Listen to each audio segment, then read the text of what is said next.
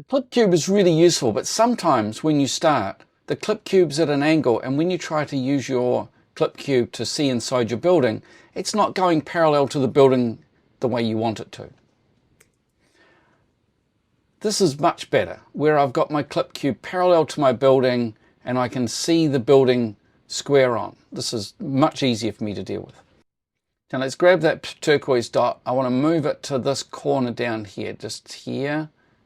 Let's just zoom in. So I want to use that edge of the building there, and then I want to use that blue dot there, move that along so it's parallel to my building.